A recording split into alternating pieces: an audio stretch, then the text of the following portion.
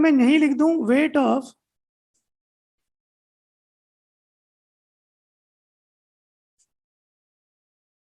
ठीक है, वही फेराडे का फर्स्ट लॉ है। अब एक काम कर रहा हूं उसमें मैं, अगर बेटा डिवाइड करें वेट ऑफ ए प्लस और वेट ऑफ बी माइनस, यानी ए की सॉल्यूशन में इधर केटाइन इधर एनाइन का मास रेशो सीधा सीधा किसके बराबर आएगा? और गौर से देखो z की वैल्यू कितनी थी, यही था। अब इसमें मैं यहीं पे साइड बाय साइड कर दूं, बेटा z का जो रिलेशन आपने निकाला है molecular weight upon n into, क्या मैं molecular by n molar mass upon n factor इसको लिख सकता हूं? अब ध्यान से देखो, ये जो पूरी वैल्यू है n बटा n वही तो होगा n फैक्टर। तो अगर ये वैल्यू यहाँ डाल दें तो वेट ऑफ ए प्लस दोनों आयंस के मास का रेशो सीधा सीधा किसके बराबर हो जाएगा? अरे समझ, अब आप समझिए कि सर इस सब करने से फायदा क्या होगा, ले देकर फेराडे का फर्स्ट लॉ ही चल रहा है। इसलिए मैंने आपसे कहा था फेराडे का सेकंड लॉ नहीं भी पढ़ोगे किसी एग्जाम का कोई क्वेश्चन नहीं अटकेगा, लेकिन नहीं पढ़ेंगे तो हमारा टाइम बढ़ जाएगा सॉल्व करने का। भाई हर बार आपको ये फॉर्मुला लगाना पड़ेगा। क्या आपको अगर बेटा समझ में आ रहा है यहाँ तक? अब अगर मैं इसको इस तरह लिख दूं weight upon equivalent weight for a plus, इसको यहाँ अरेंज कर दो वेट अपॉन, और याद है वेट अपॉन इक्विवेलेंट वेट किसके बराबर होता है? बताया था ना बेटा इक्विवेलेंट निकालने का फॉर्मुला, तो जितने इक्विवेलेंट केटायन के डिपॉजिट होंगे उतने ही इक्विवेलेंट, और वो तो होने ही थे। आप भूल गए क्या इक्विवेलेंट कॉन्सेप्ट में जितने इक्विवेलेंट ऑक्सीडाइजिंग एजेंट के होंगे उतने, यानी जितने इक्विवेलेंट ऑक्सीडाइज होने वाले क्या होते हैं उतने, तो वही तो हो रहा है, एक जना ऑक्सीडाइज हो रहा है एक रिड्यूस हो रहा है। ठीक, अगर यही पॉइंट यहाँ पर भी बना दें अपन, अब मैं थोड़ा डायरेक्ट लिख रहा हूँ बेटा, ये तो मैंने आपको रेशो बताया इन दोनों का। अब अगर मैं इन दो अलग अलग केटायन केटायन का रेशो ले लूँ तो ध्यान से देखना, क्या मैं लिख सकता हूँ weight of A plus weight of C plus direct किसके बराबर? अरे समझ, और जेड की जगह अगर वैल्यू डाल दें तो क्या ये रेशो, ठीक है बेटा, और इसको अरेंज कर दिया तो वेट अपॉन इक्विवेलेंट वेट, पहले केटायन के लिए वेट अपॉन इक्विवेलेंट वेट, यानी यहाँ भी लिखा जा सकता है जितने इक्विवेलेंट पहले आयन के डिपॉजिट होंगे उतने ही इक्विवेलेंट। अब कोई बोले कि सर इस सबसे रिजल्ट क्या निकला, मुझे तो ये चाहिए था न्यूमेरिकल को फास्ट करने के लिए। आप बताइए, जितने इक्विवेलेंट इसके डिपॉजिट हो रहे हैं उसके कितने हो रहे हैं, इसी तरह जिसके इक्विवेलेंट जितने इक्विवेलेंट सी के डिपॉजिट होंगे उतने। तो ध्यान से सुनिए, फेराडे के सेकंड लॉ का स्टेटमेंट ये है कि जब आप सॉल्यूशन को सीरीज में कनेक्ट करते हो तो करंट टाइम चार्ज फेराडे सब कुछ कॉमन है। उस केस में रैंडमली कोई भी दो आयन उठा लो, ये दोनों ले लो, ये दोनों ले लो, ये दोनों ले लो, आयंस के जो मास है उसका रेशो उनके इक्विवेलेंट वेट के रेशो के इक्वल होगा नहीं होगा, और हमेशा आयंस के इक्विवेलेंट सेम डिपॉजिट होंगे। जो बेसिक स्टेटमेंट है, सॉल्यूशन को बेटा सीरीज में कनेक्ट करने पर सारे आयंस के इक्विवेलेंट हमेशा क्या होंगे? तो पहले स्टेटमेंट लिख लो, फिर चाहो तो पूरा रिजल्ट नोट कर लेना। देखिए सिंपल एक स्टेटमेंट है, if solutions are connected, if solutions are connected in series, solutions are connected in series, then equivalents of deposited ions, then equivalents of deposited ion are always equal, equivalents of deposited ions are always equal। ये line मुझे numerical में काम में लेनी है, समझना आया? चाहो डायरेक्ट लिखो या कैसे भी लिखो, लिख लेना। इक्विवेलेंट सबके बराबर होते हैं।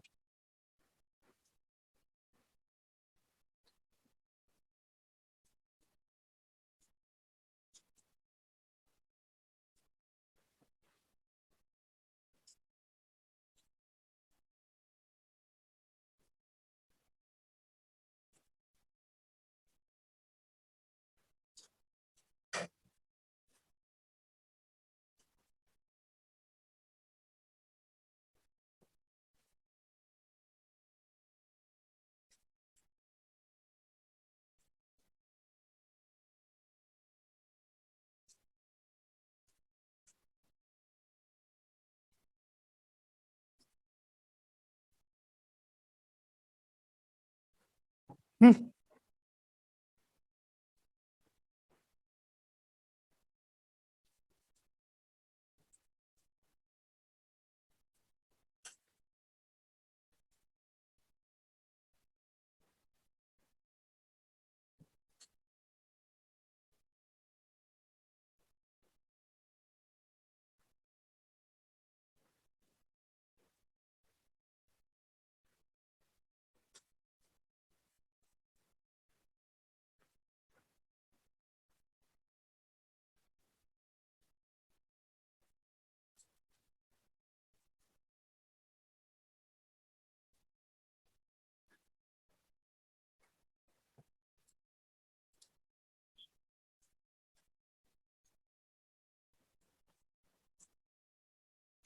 हो गया।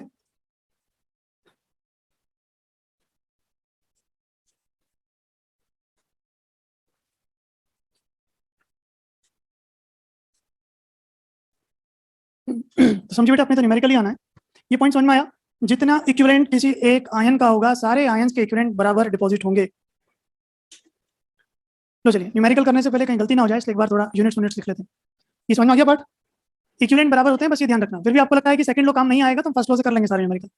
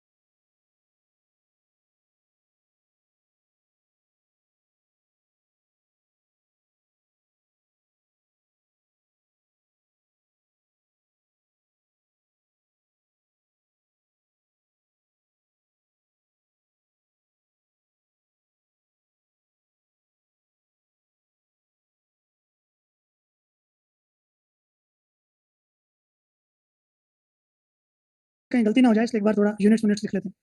ये समझ में आ गया पार्ट? इक्विवेलेंट बराबर होते हैं, बस ये ध्यान रखना। फिर भी आपको लगता है कि सेकंड लो काम नहीं आएगा, तो हम फर्स्ट लो से कर लेंगे सारे न्यूमेरिकल।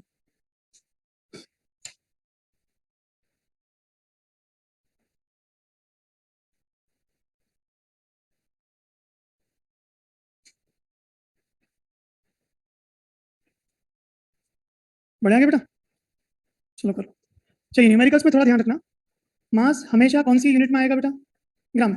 किलोग्राम, मिलीग्राम, माइक्रोग्राम, सब यूनिट मिलेंगी। हमेशा कन्वर्ट किसमें करना? ग्राम में। इक्विवेलेंट वेट समझ में आ रहा है किसे का? ये जेड की जगह EW/96। यूनिट ध्यान रखना, करंट की यूनिट हमेशा ampere, milli ampere, micro ampere convert कर लेना। टाइम केवल और केवल किसमें चलेगा? सेकंड्स में। दूसरा फॉर्मूला, अगर मुझे करंट और टाइम ना दे तो बेटा मैं I इंटू टी की जगह डायरेक्ट क्या लिख सकता हूँ? क्यू की बात करें, क्यू क्या हो जाएगा? यह पहले भी लिख चुका, कुलम्स। मिली कुलम दे दे, माइक्रो कुलम दे दे, यूनिट लिखना जरूरी है, यूनिट का ध्यान रखना। अगर आई और टी ना मिले तो उसकी जगह सीधा क्यू। और अगर हो सकता है आपको कुलम्स भी ना मिले, सीधा अगर फेराडे मिले तो थर्ड फॉर्मूला, एफ का मतलब अगर चार्ज फेराडे में गिवन। भाई जहां न्यूमेरिकल में गलतियां कर सकते हो, पहले उसी को क्लियर कर ले। कुछ बच्चों को इसमें डाउट ये होता है कि सर ये कैसे लिखा?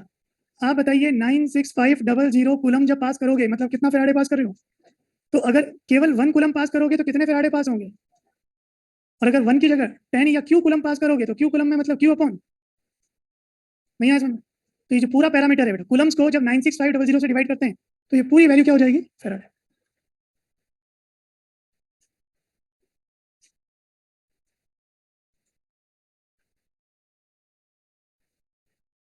इन तीनों फॉर्मुलों को देखो, क्योंकि ये तो कंफर्म है थ्योरी नहीं आएगी, इंटीजर बेस्ड क्वेश्चन आएंगे, आते हैं। आप मुझे बताओ कहाँ अटक सकते हो, वो क्लियर करूं फिर न्यूमेरिकल शुरू करूं? कहाँ गलतियां हो सकती हैं आपसे? चलिए, ये देखिए, ये जो EW है, EW का मतलब समझ में आ रहा है? जिस आयन की बात चल रही है, केटायन है तो उसी केटायन का मोलर मास अपॉन, और नेगेटिव है तब भी वही। अब बताइए कोई पॉइंट जिसमें आप अटको तो मैं उसको समझाऊं या न्यूमेरिकल शुरू करूं? मुझे लगता है इक्विवेलेंट वेट में प्रॉब्लम आएगी। एक काम करता हूं, जो काफी ज्यादा कॉमन है उनको तो आप देख लो। इक्विवेलेंट वेट ऑफ स्पीशीज मैं वही लिख के दे रहा हूं बेटा जो सबसे ज्यादा काम में आते हैं, उनको रट लेना, और नहीं तो फिर ये देखिए, अगर आई और टी ना मिले तो उसकी जगह सीधा क्यू। और अगर हो सकता है आपको कुलम्स भी ना मिले, सीधा अगर फेराडे मिले तो थर्ड फॉर्मूला, एफ का मतलब अगर चार्ज फेराडे में गिवन। भाई जहां न्यूमेरिकल में गलतियां कर सकते हो, पहले उसी को क्लियर कर ले। कुछ बच्चों को इसमें डाउट ये होता है कि सर ये कैसे लिखा? आप बताइए, 96500 कूलम जब पास करोगे, मतलब कितना फेराडे पास कर रहे हो? तो अगर केवल 1 कूलम पास करोगे तो कितने फेराडे पास होंगे? और अगर 1 की जगह 10 या क्यू कूलम पास करोगे तो क्यू कूलम में मतलब क्यू अपॉन, नहीं आया समझ? तो ये जो पूरा पैरामीटर है बेटा, कूलम्स को जब 96500 से डिवाइड करते हैं तो ये पूरी वैल्यू क्या हो जाएगी? फेराडे।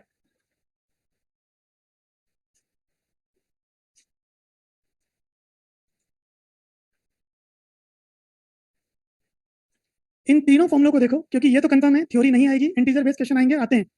आप मुझे बताओ कहाँ अटक सकते हो, वो क्लियर करूं फिर न्यूमेरिकल शुरू करूं? कहाँ गलतियां हो सकती हैं आपसे? चलिए, ये देखिए, ये जो EW है, EW का मतलब समझ में आ रहा है? जिस आयन की बात चल रही है, केटायन है तो उसी केटायन का मोलर मास अपॉन, और नेगेटिव है तब भी वही। अब बताइए कोई पॉइंट जिसमें आप अटको तो मैं उसको समझाऊं या न्यूमेरिकल शुरू करूं? मुझे लगता है इक्विवेलेंट वेट में प्रॉब्लम आएगी। एक काम करता हूं, जो काफी ज्यादा कॉमन है उनको तो आप देख लो। इक्विवेलेंट वेट ऑफ स्पीशीज मैं वही लिख के दे रहा हूं, मतलब जो सबसे ज्यादा काम में आते हैं उनको रट लेना, और नहीं तो फिर रिएक्शन तो याद रखनी है।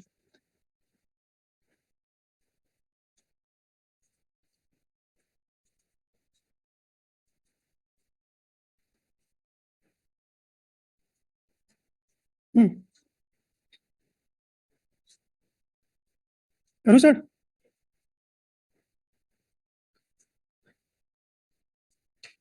देखिए समझना, मैंने सबसे पहला एग्जांपल ले लिया कोई भी मेटल का, जैसे मान लो मैंने एल्यूमिनियम ले लिया, ठीक। मुझे एल्यूमिनियम का इक्विवेलेंट वेट चाहिए, तो मुझे पता है एल्यूमिनियम सॉल्यूशन में किस स्टेट में होगा। क्या ये 3 इलेक्ट्रॉन लेने के बाद सॉलिड में जाएगा, नहीं जाएगा? तो अगर कोई मुझसे कहे कि इक्विवेलेंट वेट एल्यूमिनियम का बताइए, तो एल्यूमिनियम का एटॉमिक मास कितना? भाई यही तो फॉर्मूला होता है, molar mass upon n. N को और क्लियर कर दें, एन से मतलब क्या है? N factor. और अगर आप भूल गए हो तो एन फैक्टर का मतलब number of electron given and taken by one species. एक के रेस्पेक्ट में जितने इलेक्ट्रॉन है, बताइए एल्यूमिनियम में कितने इलेक्ट्रॉन? मैं इसके हिसाब से चल रहा हूँ। कोई बोले सर इसके हिसाब से क्यों नहीं चल रहे? मुझे प्रोडक्ट चाहिए, तो एल्यूमिनियम प्रोडक्ट नहीं है, एल्यूमिनियम तो सॉल्यूशन में घूम रहा था, प्रोडक्ट क्या बना? अरे मैग्नीशियम होता तो बेटा बाई 2 कर देते। अरे कुछ समझे? तो मेटल का तो बड़ा आसान है, जो मेटल पे चार्ज है वही इसका इन्फेक्टर होता ही नहीं होता। सेकंड इसकी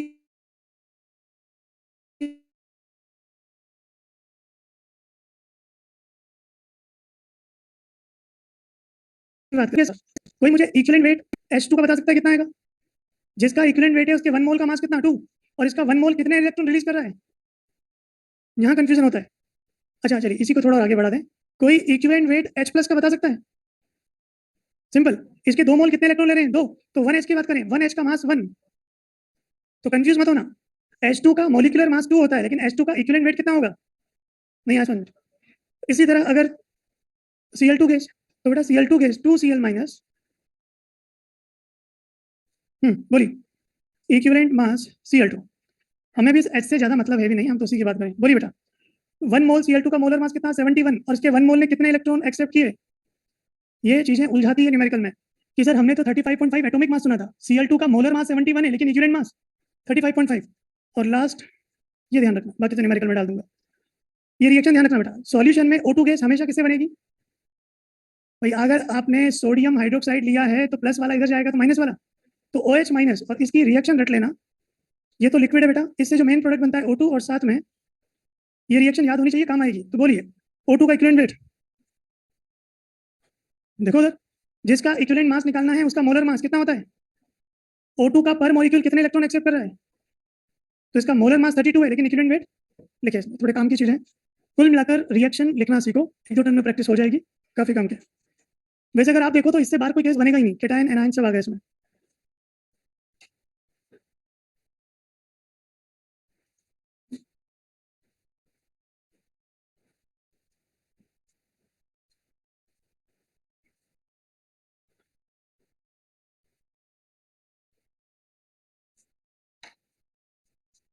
कीजिए एक दो एग्जांपल फॉर्मुला बेस करेंगे, फिर हम फॉर्मुले से हट के नॉर्मल वाले करते हैं।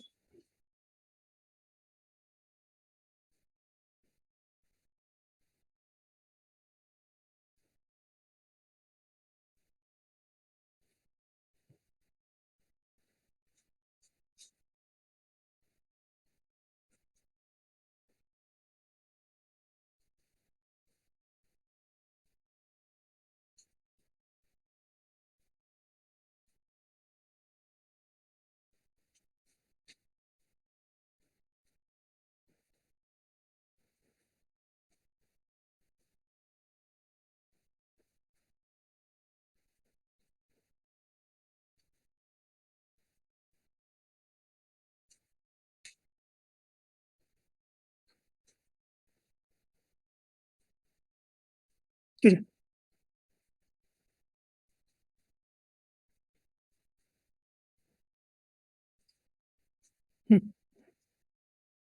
कोशिश करो, नहीं आएगा तो फिर डिस्कस करते हैं। मैग्नीशियम का एटॉमिक मास 24।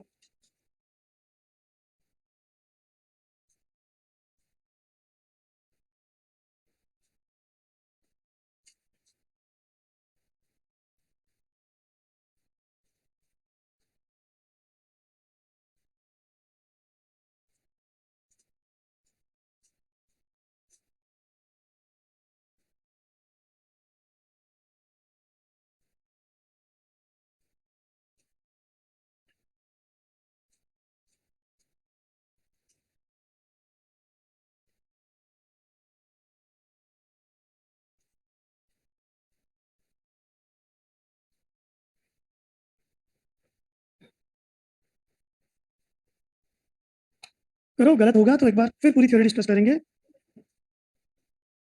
हाँ, 193 सेकेंड्स।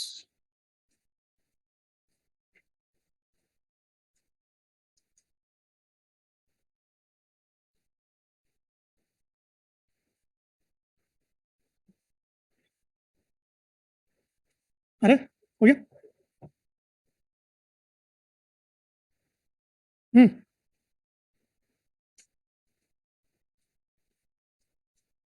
समझना बेटा। मैग्नीशियम हाइड्रोक्साइड है, मोल्टन मतलब इसको मेल्ट कर रखा है, तो इसने दो आयंस रिलीज कर रखे होंगे, Mg प्लस OH माइनस। हमें पता है जो Mg+2 है ये कहाँ जाएगा, केटायन है, ये कहाँ जाएगा, कैथोड पे, और यहाँ से जो प्रोडक्ट बनेगा वो कौन सा बनेगा, इसके अंदर की रिएक्शन में जानता हूँ, Mg+2 दो इलेक्ट्रॉन लेगा, OH माइनस, ये मतलब जरूरी नहीं आप लिखो, बता रहा हूँ बस मैं। एनायन है बेटा, एनायन कहाँ डिपोजिट होंगे, और OH माइनस से अभी देखा था जो मेन मेजर प्रोडक्ट है वो कौन सा। तो आपसे जो बात चल रही है find the amount of product, तो हमें पता तो हो कि कैथोड पर प्रोडक्ट बनेगा Mg और एनोड पर क्या बनेगा, पहले ये तो बताओ। तो अब हम शुरू करें एक एक करके एट कैथोड। कुछ आ रहा है समझ में। करंट और टाइम गिवन है, तो इस बार फॉर्मूला कौन सा चलेगा, equivalent weight I × T upon 96500। बोलिए, मास ऑफ मैग्नीशियम, तो बेटा इक्विवेलेंट वेट का फॉर्मूला क्या होगा, molecular mass upon n factor. तो मैग्नीशियम का एटॉमिक या मोलर मास कितना, 24, एन फैक्टर कितना 2। कोई बोले सर पता कैसे चला, मेटल पे जितना चार्ज होगा वही तो इलेक्ट्रॉन लेगा। करंट की बात करें हमेशा एम्पियर में, आपको एम्पियर ही गिवन है। टाइम कितना, 193 सेकंड्स में upon 965 double note. Cancel cancel, ये कितने टाइम, 5 टाइम, और ये कितना हो गया 12, कितना हो गया, कितने ग्राम मैग्नीशियम डिपॉजिट होगा, नहीं होगा। तो मैं ये भी तो बोल सकता हूँ कि इतने ग्राम कैथोड का मास बढ़ गया होगा। अरे मैग्नीशियम जिस सरफेस पे डिपॉजिट हो रहा है, तो जितना डिपॉजिट होगा कैथोड का मास उतना। नहीं आ समझ, समझ में आ रहा है बेटा। एक दो एग्जांपल में सीधे करवा रहा हूँ, फिर हम अपने पार्ट पर आ जाएंगे। इसी तरह से एनोड, एनोड पर मुझे पता है OH माइनस जाने से क्या बना होगा, तो वेट ऑफ O2 जो बनेगा, equivalent weight into I × T upon, बोलिए O2 का इक्विवेलेंट वेट, पूरी फिजिकल में रट लो कहीं गलत नहीं होगा, कितना होता है। करंट की बात करें 100 टाइम 193 अपॉन 96500, चेक करो कितना आ रहा है, कितना, कैंसिल कैंसिल कैंसिल कैंसिल, 1.6, सही करो, 1.6 ग्राम O2। क्योंकि बेटा गैसेस है तो गैसेस का कभी मास नहीं पूछा जाएगा, आप इसको हमेशा, अगर एनटीपी है, अरे को समझ में आ रहा है, क्या मैं इसको 32 से डिवाइड कर दूं तो अब ये क्या बन जाएगा, क्योंकि अगला न्यूमेरिकल इसका रिवर्स चलाऊंगा। और अगर, समझ में आ रहा है बेटा, ग्राम से मोल बना दिया। और याद है अगर मैं मान के चलूं कुछ नहीं दिया एनटीपी पर, एनटीपी पर याद है किसी भी गैस के 1 मोल का वॉल्यूम कितना, तो इतने लीटर O2 गैस प्रोड्यूस हो जाएगी। अगर वॉल्यूम पूछा जाए तो 1 मोल गैस का वॉल्यूम 22.4 लीटर। डाउट है, समझ में आया, समझ में आया बेटा कुछ। और रही बात की वैसे इतना लंबा चौड़ा आपको टाइम बिगाड़ने की जरूरत ही नहीं थी, इसी को करने का एक और मेथड देख लो, करते जाओ, दो तीन एग्जांपल के बाद आपको खुद लगेगा कि बहुत सिंपल केस। कुछ समझ में आ रहा है बेटा। हमने अभी तो फैराडे का सेकंड लॉ पढ़ा था कि जितने इक्विवेलेंट एक आयन के डिपॉजिट होंगे प्रोडक्ट उतने ही, अरे जितने इक्विवेलेंट कैथोड पे बनेंगे उतने एनोड पे बनेंगे नहीं बनेंगे। तो इक्विवेलेंट बताइए, वेट इसका कितना मास बना, भाई मैग्नीशियम आपने निकाल लिया, मैग्नीशियम का इक्विवेलेंट वेट, इक्विवेलेंट का फॉर्मूला यही होता है ना बेटा, वेट अपॉन मैग्नीशियम का atomic mass two n factor. O2 का मास निकालना था, आपने इस तरह निकाला, बोलिए O2 का इक्विवेलेंट वेट कितना हो गया, 12, सही करो। तो वेट ऑफ O2 कितना आ रहा है, नहीं आई बात समझ में। जितने इक्विवेलेंट एक आयन के होंगे तो दूसरे के होंगे, उससे सॉल्व कर लो। रिपीट करूं,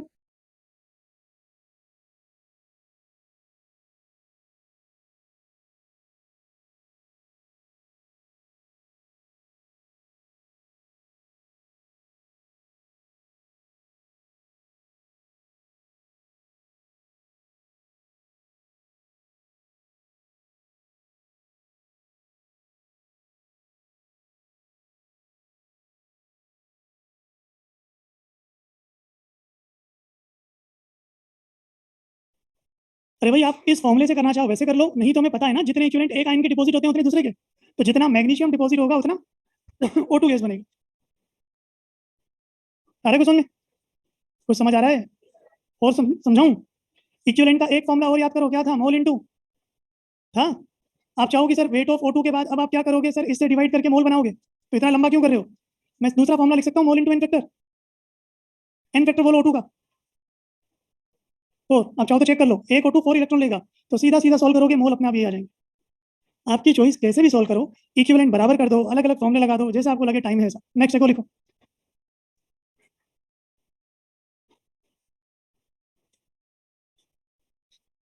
हो गया।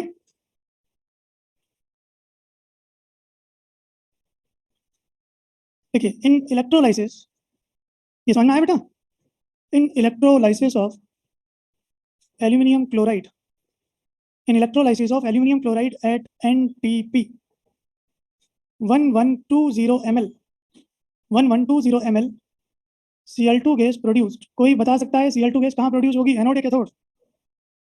बोलो। Anode produce at anode. Find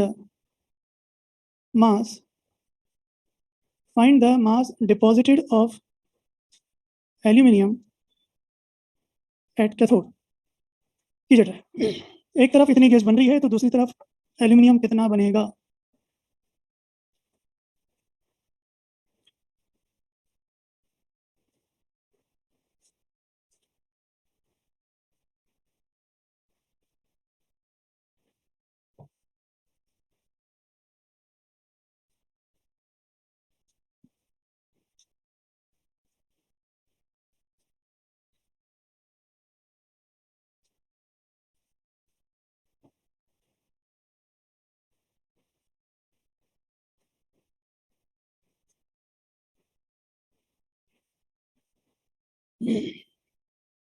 इसमें बेटा ना करंट गिवन है, ना चार्ज, ना फेराडे, लेकिन याद है जितना चार्ज Cl2 के लिए यूज हुआ होगा उतना ही चार्ज। तो अब एक काम कर सकते हैं, इसकी हेल्प लेकर यहाँ से चार्ज निकाल सकते हैं। अरे एक तरफ एल्यूमिनियम जा रहा है, एक तरफ Cl2, कुछ भी नहीं दिया, तो इस डेटा की हेल्प लेते पता लगा सकते हो कितना चार्ज प्रोड्यूस होगा, उतना ही चार्ज दूसरे में काम आ जाएगा। एक सिंपल मेथड तो ये इसका आंसर। हाँ डायरेक्ट इक्विवेलेंट बराबर कर दो, वो सबसे जल्दी हो जाएगा।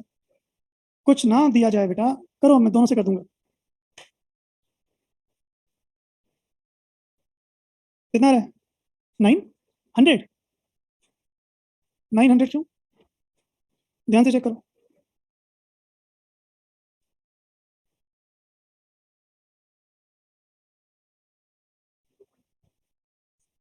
0.9 क्या ग्राम? 0.9। चलिए, जिन्हें आ रहा है करते जाइए, जिन्हें नहीं आ रहा चलिए वापस समझो बेटा। मैं यहीं से स्टार्ट करता हूँ। हमारे पास सॉल्यूशन कौन सा था? AlCl3। थ्योरेटिकल पार्ट समझो, ये बेटा टूट के देगा Al+3 और साथ में अब ये जो एल्यूमिनियम है इससे तो मुझे डिपॉजिट होता हुआ क्या मिलेगा? जो Cl- है इससे मुझे कौन सी गैस मिलेगी? और वो बता भी रखा है, ठीक है, पूछा नहीं है लेकिन लिख देता हूँ। ये जो एल्यूमिनियम मिलेगा बेटा कहाँ डिपॉजिट होगा? कैटायन कैथोड पे जाता है और एनायन ये एनोड पे डिपॉजिट होंगे। अब चार्ज करंट कुछ नहीं गिवन, लेकिन ये तो मानते हो कि जितना चार्ज इसके काम आएगा वही यहाँ से रिलीज हुआ होगा। याद करो Cl से इलेक्ट्रॉन रिलीज होकर तो यहाँ पहुंचे थे। तो एक तरीका तो ये है कि सर एक काम करते हैं, वेट का फॉर्मुला कोई भी लगा लो, सबसे छोटा ये वाला है। बोलिए यहाँ पर आपको एल्यूमिनियम का मास निकालना है, तो मैं पहले Cl2 की बात करूँ, समझना। Weight of Cl2 equal to Cl2 का इक्विवेलेंट मास कितना? और रही बात फेराडे, मुझे नहीं पता, लेकिन वेट ऑफ Cl2 जरा ये बताना। 11.20। जिसको डाउट है मैं लिख देता हूँ। मोल निकालने का फॉर्मूला बेटा वॉल्यूम लीटर अपॉन, भाई 22.4 लीटर में 1 मोल होता है ना। अगर गैस के वॉल्यूम को 22.4 से डिवाइड कर देंगे तो मोल आएगा नहीं आएगा? और अगर सपोज वॉल्यूम लीटर की जगह ml है, ऊपर नीचे 1000 से मल्टीप्लाई कर दो। तो मैं अगर इसको डिवाइड कर दूं 22400, क्या ये मोल बनेगा नहीं बनेगा? कैंसिल कैंसिल, कितना हो गया ये? 1/20। तो 1/20 मोल और 1/20 क्लोरीन का मोलर मास कितना? थोड़ा मेथड लंबा है लेकिन समझिए। क्या ये मानते हो कि जितना चार्ज यहाँ यूज हुआ होगा उतना यहाँ यूज होगा? तो चेक करें, Cl2 बनाने के लिए Cl2 के बेटा वॉल्यूम गिवन है, वॉल्यूम से मोल बना लोगे और मोल को मल्टीप्लाई कर दिया मोलर मास से, क्या बन गया? ग्राम। कुछ आ रहा है समझ में? सॉल्व किया, ये हो गया 2, तो साफ दिख रहा है फेराडे कितना हो गया? 1/0.1 आ रहा है, नहीं आ रहा? इसका मतलब 0.1 फेराडे पास करने के बाद ही तो इतनी Cl2 गैस बनी होगी, और वही फेराडे किसके काम आएगा? अब एल्यूमिनियम की बात करें, अगेन फॉर्मुला लगा दो। एल्यूमिनियम का एटॉमिक मास कितना? 27, एन फैक्टर कितना? 3। किसी को डाउट हो तो चार्ज देख लेना, कितना फेराडे पास कर रहे हैं? नहीं आ समझ में? जितना चार्ज बेटा Cl2 के लिए यूज हुआ होगा उतना ही चार्ज तो एल्यूमिनियम में कम आया होगा। यहाँ से हेल्प लेते हुए आप फेराडे निकाल दो। आपको लगे कि सर ये फॉर्मुला नहीं लगाना, तो आप इसकी जगह ये लगा लो, ये थोड़ा सा कैलकुलेशन बढ़ा देगा, यहाँ से क्यों निकाल लेना। लेकिन इसकी जगह हम एक और पार्ट भी तो कर सकते हैं, जितने इक्विवेलेंट एल्यूमिनियम के डिपॉजिट होंगे उतने ही इक्विवेलेंट, इक्विवेलेंट का फॉर्मुला वेट अपॉन क्या होता है? और यहाँ पर भी चलो ये कर दो, ये Cl2, ये Cl2 सर। तो बेटा एल्यूमिनियम का मास, एल्यूमिनियम का इक्विवेलेंट मास 27/3। Cl2 का अगर देखा जाए तो आपने वेट निकाल लिया था, कितना आ रहा था? 1/20 इंटू पॉइंट आ रहा है बेटा, मोल इतने आ रहे थे, तो इसका 1/20 इंटू मोलर मास, और इक्विवेलेंट मास का फॉर्मुला वेट कितना होगा? ये 2 टाइम, ये 1/10, ये 9, तो 0.9। चॉइस आपकी है। ये समझाने की कोशिश कर रहा हूँ कि जितना चार्ज इसके लिए होता है उतना ही चार्ज घूम फिर के इसके लिए काम आता है। क्यों नहीं आया सुनने? तो समझ आ रहा है? मैं रिपीट करवा लो बेटा, मैं अभी बेसिक एग्जांपल भी चल रहा हूँ, मैं आगे तभी पढ़ूंगा जब आपको चीज़ समझ में आए। डिस्कस करना है? चलिए एक और लिखिए।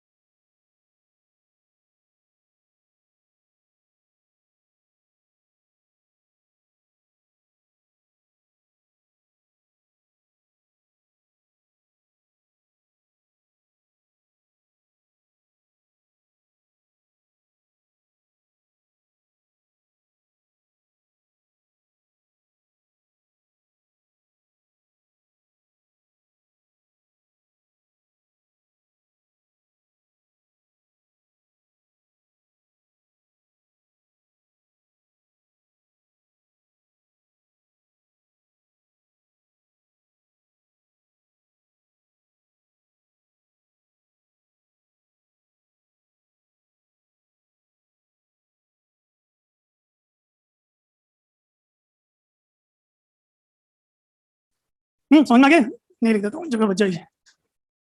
लो एक इसका रिवर्स एग्जांपल करो जो भी आपने किया है।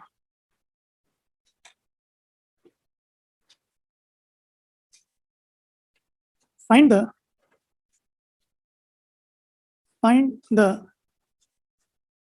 Charge in Coulomb's required to release 16.8 liter gases at NTP in electrolysis of water। पानी में से इतनी गैसेस रिलीज करनी है, बताइए कितना चार्ज पास करना पड़ेगा?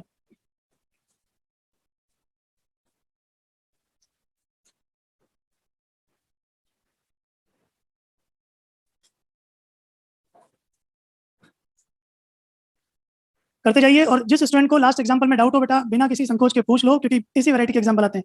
ये रिपीट करना है किसी के लिए?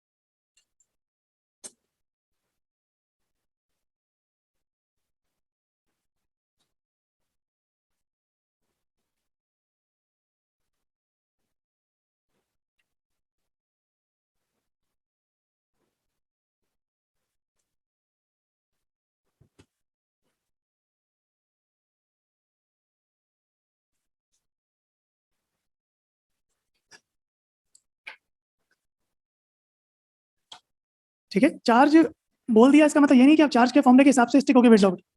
थोड़ा सोचो उसमें। अच्छा ये बताओ गैसेस कौन कौन सी है? H2 और तो हो जाएगा 16। देखिएगा, लो मैं पूरा लिख दूं। ये जो बेटा H2 है, इसके अंदर थोड़ा बहुत जो भी H और OH मिलता है, H प्लस से तो कौन सी गैस बनेगी? H2। ये भी लिख देते हैं, ये कैथोड पे बनेगी। OH माइनस से कौन सी गैस? O2। और ये कहाँ बनेगी? एनोड पे। कुछ आ रहा है समझ में? अब अगर आप फॉर्मूले लगाओगे तो उलझोगे। जैसे एक एक करके डिस्कस करते हैं। पहला कैथोड, सुनिए, क्या कैथोड पे 2H प्लस 2 इलेक्ट्रॉन लेकर H2 नहीं बनाएगा? अब मुझे नहीं पता कि वास्तव में कितना चार्ज है, मान लेते हैं चलो हाइड्रोजन का यहाँ पे 2 फैराडे पास करें। याद है बेटा 2 मोल इलेक्ट्रॉन यानी 2 फैराडे। 2 फैराडे से 1 मोल गैस, और 1 मोल गैस का मतलब कितना वॉल्यूम? वही एनटीपी पर तो 1 मोल 22.4 लीटर ना।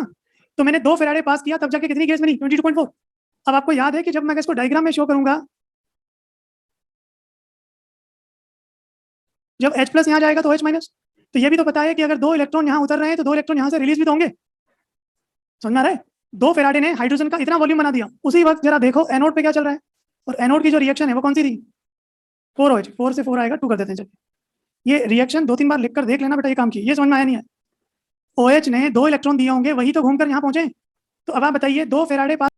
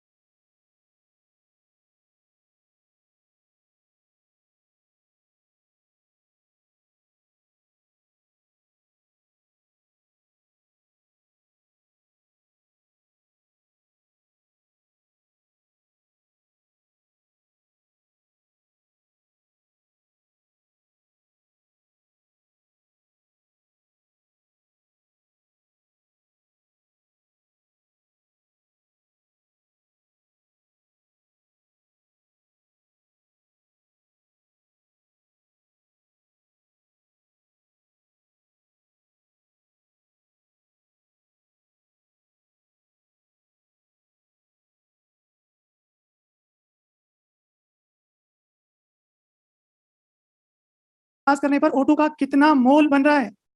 0.5 का मतलब कितने हो गया? नहीं आया समझ में? वापस समझिए, यहां तक क्लियर है कि H2 और O2 गैस बनेगी। अब H2 पे ध्यान दें बेटा, H2 गैस कब बनेगी? इसका 1 मोल तब रिलीज होगा ना जब कितने फेराडे पास करोगे। हो सकता है 2 फेराडे नहीं क्यों, मतलब रैंडमली लेके चल रहा हूँ। अगर 2 फेराडे यहाँ मिल गए तो इतने मोल, और यही 2 फेराडे कहाँ से आए होंगे? तो इसी के 2 फेराडे तो यहाँ पहुंचे। तो आप बताइए इस पूरे गेम में 2 फेराडे पास करने पर टोटल वॉल्यूम ऑफ गैस कितना हो गया? 22.4, 11.2, तो 33.6 लीटर गैसेस के लिए कितने फेराडे पास करने पड़ रहे हैं? तो 33 पॉइंट के लिए इतना चाहिए, तो आपको कितनी गैसेस चाहिए भाई? मुझे इंडिविजुअल थोड़ी दिया है, ये क्या गैसेस में दोनों गैस का टोटल है नहीं है। कुछ आ रहा है समझ में? अगर मैं किसी एक गैस का देता, कई आप में से कई क्या करते हो, इस फॉर्मूले को लिख के बैठ जाते हो। ये फॉर्मूला बेटा काम करेगा, लेकिन जब कोई एक इंडिविजुअल हो, यहाँ तो दोनों गिवन है, इसलिए ये समझ में आया। तो 33.6 लीटर के लिए कितने फेराडे रिक्वायर्ड है? 2। तो 1 के लिए इतना, तो मैं लिख रहा हूँ, जगह नहीं है। तो 33.6 लीटर गैसेस रिक्वायर कितने फेराडे? तो 1 लीटर के लिए इतना, मुझे कितना चाहिए? तो 16.8 लीटर गैसेस के लिए कितना रिक्वायर्ड है बेटा? 2/33.6 इंटू 16.8 फेराडे। फेराडे की जगह अगर आपसे चार्ज पूछा है तो जो भी आंसर आएगा इसको मल्टीप्लाई किससे कर देना? कूलम आ जाएगा। आराम से कॉन्सेंट्रेट करके देखो, ये पार्ट समझ में आया? ये फॉर्मूले से नहीं होगा, इसमें थोड़ा तो एक तो कि सर ये रिएक्शन बेटा इसको याद करना पड़ेगा, इसलिए मैं इस पर एग्जाम्पल ज्यादा करवा रहा हूँ। फिर रिपीट कर रहा हूँ, यहाँ जो भी हो कैटायन एनायन जाएंगे, क्या ये समझ में आ रहा है? जितने चार्ज यहाँ पर होंगे उतना चार्ज यहाँ पर होगा। तो मैं वही तो निकाल रहा हूँ। कोई मुझसे बोले कि सर 2 क्यों निकाला? मत निकालिए, आप 4 के लिए निकालो। तो 4 फेराडे के लिए यहाँ निकालोगे तो 4 के लिए यहाँ रिलीज कराओगे ना, तो फिर देख लेना कि 4 फेराडे से कितना मिल रहा है, 1 से इतना, फिर सोल्व कर लेना।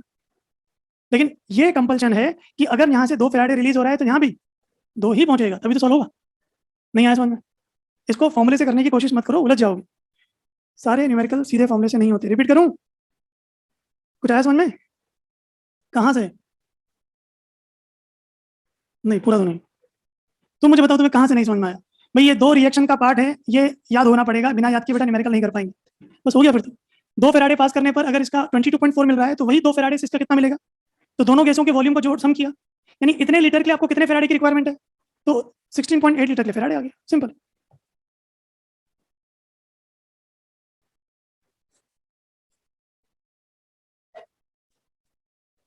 जोड़ देना बाद में, कैसे भी करो आंसर आ जाए। यार है समझ में? कर लोगे? कुछ आया समझ में? करो, उलझो और उलझाता हूँ। करो बेटा, फॉर्मुला बेस्ड क्वेश्चन आपकी शीट में हो, कर लेना वहां से। रिपीट करूं? देखो लिखे,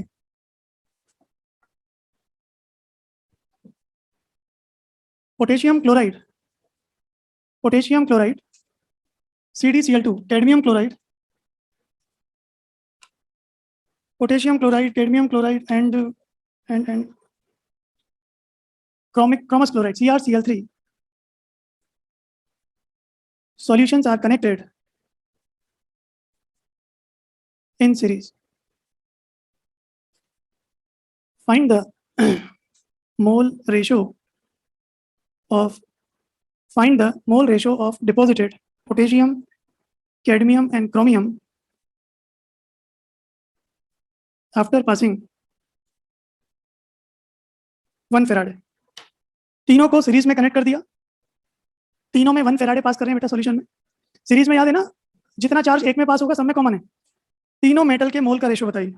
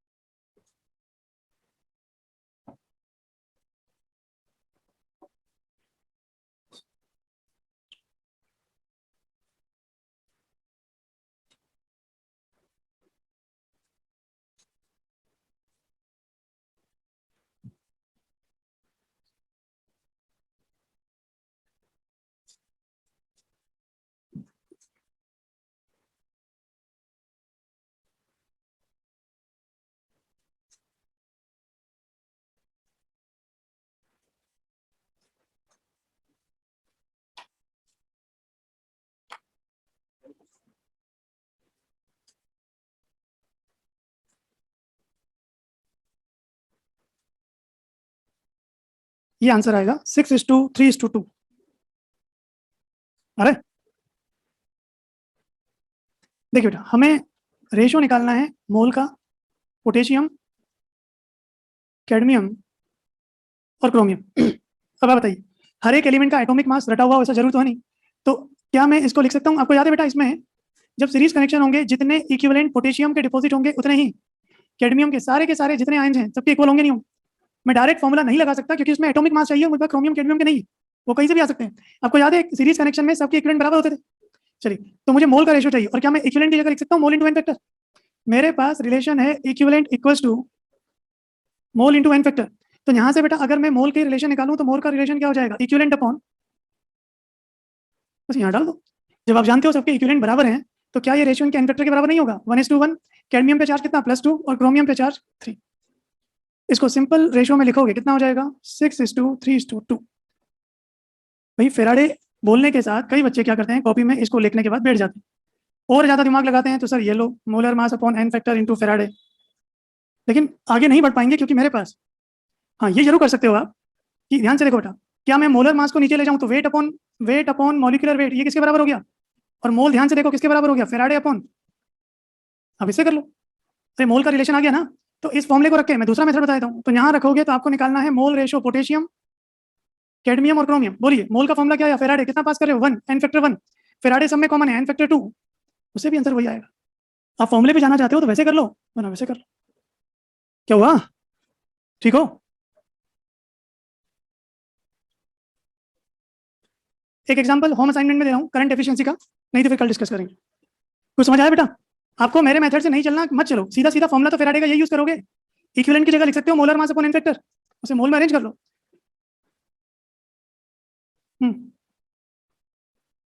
दिखाऊं? भाई आप वैसे कर पाओ तो फिर मैं कल चेंज इन कंसंट्रेशन वाले न्यूमेरिकल डालूं। अब शक्लों से तो लग रहा है कि कुछ समझ आ रहा है, दिख रहा है कॉपी में वो। लो जिन्होंने कर लोगे बेटा सिंपल रेशो 550 ग्राम मैग्नीज Mn, 550 ग्राम Mn मैग्नीज डिपॉजिट आपके एग्जाम का क्वेश्चन ही डाल दो उसमें। Mn deposit after passing 30 ampere current, 30 ampere current for 96500 seconds in MnCl2 solution. Find the current efficiency. Find the current efficiency। और बेटा मैग्नीज का atomic मास 55 given है। Current efficiency का मतलब 30 एम्पियर आपने पास किया है, लेकिन उसमें से एफिशिएंट करंट कितनी है? एफिशिएंट मतलब जो इस प्रोसेस में काम आ रही है। ट्राई करो, देखा जाए तो 3 लाइन से बड़ा लो हो जाएगा भी, तो कोशिश करो तुम इसको तो करवाई दो, ट्राई करो उसको, ध्यान से सोचोगे तो 3 लाइन में आंसर आ जाएगा।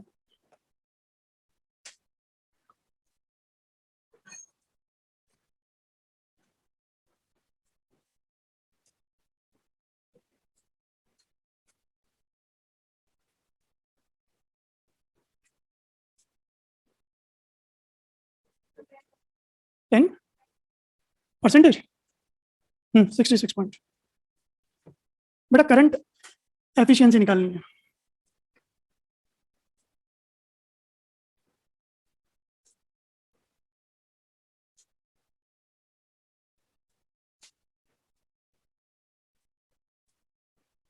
देखिए इस करंट एफिशिएंसी को अगर मैं आपको विजुलाइज कराऊं, यहाँ समझो बेटा, ध्यान से देखना। मान लो सपोज यहाँ से 100 एम्पियर करंट पास किया आपने, लेकिन मानते हो मेटल में हिस्टेरिक लॉसेस, सारे लॉसेस होते हैं, रेजिस्टेंस 100 एम्पियर पास की, लेकिन रेजिस्टेंस की वजह से यहाँ पहुंचते पहुंचते सपोज मान लो वो 60 एम्पियर रह गई, 40 एम्पियर लॉस हो गया होगा भाई। आपके लिए यूजेबल पार्ट, यूजेबल करंट कितनी थी? 100 या 60? अरे 100 कितना पास किया उससे मुझे क्या फर्क पड़ता है, जितनी एम्पियर सॉल्यूशन में आई है वही तो काम आएगी। तो मैं यहाँ बोल सकता हूँ 100 में से 60 एफिशिएंट यूजेबल करंट है, यानी करंट एफिशिएंसी कितनी हो गई? नहीं आ समझ में? जितनी करंट वास्तव में काम आ रही है। अब लाइन में सुनिए, इस सॉल्यूशन में आपने 30 एम्पियर करंट पास की, करी होगी 30 एम्पियर, तो मैंने जो करंट पास की वो कितनी की थी? 30 एम्पियर। लेकिन मुझे पता है 30 एम्पियर पूरी नहीं पहुंची, कितनी पहुंची? कुछ कम पहुंची होगी। मैं मान लेता हूं सपोज न्यूमेरिकल बस ये इसी लाइन का करंट एफिशिएंसी सपोज अगर नीटा या एक्स मान लें, ठीक है, या x%। तो बेटा आप बताइए अगर करंट एफिशिएंसी x% है तो यहाँ पर जो करंट एक्चुअल पहुंची है वो 30 का x% ही तो पहुंची है। तो जो न्यूमेरिकल में आप आई रखोगे वो आई 30 ना रखकर कितना रखोगे? वापस समझाता हूँ, यूं सुनिए। 100 एम्पियर पास किया, मैंने बोला एफिशिएंसी 40% है, तो 100 में से 40% ही तो काम आएगी। एफिशिएंसी 50% है तो 100 का 50%, तो चलो 30 में से अगर मैं बोल रहा हूँ करंट एफिशिएंसी x% है तो 30 का x%, यही तो वास्तव में ये वो करंट है जो आप यहाँ फॉर्मूले में रखोगे। अब इस न्यूमेरिकल में बाकी डेटा में प्रॉब्लम नहीं है। ये आई बेटा वो करंट है जो मास डिपॉजिट कर रहा है, और डिपॉजिट मास करने वाली करंट 30 नहीं थी, 30 में से तो खर्च हो चुकी। मैं तो कितना मान लेता हूँ x%, खर्च नहीं हुई होगी तो एक्स की वैल्यू 100% आ जाएगा। क्या हुआ? हमें बोला है कि मैग्नीज कितना डिपॉजिट हो रहा है बेटा 550। इक्विवेलेंट वेट का फॉर्मूला क्या होता है?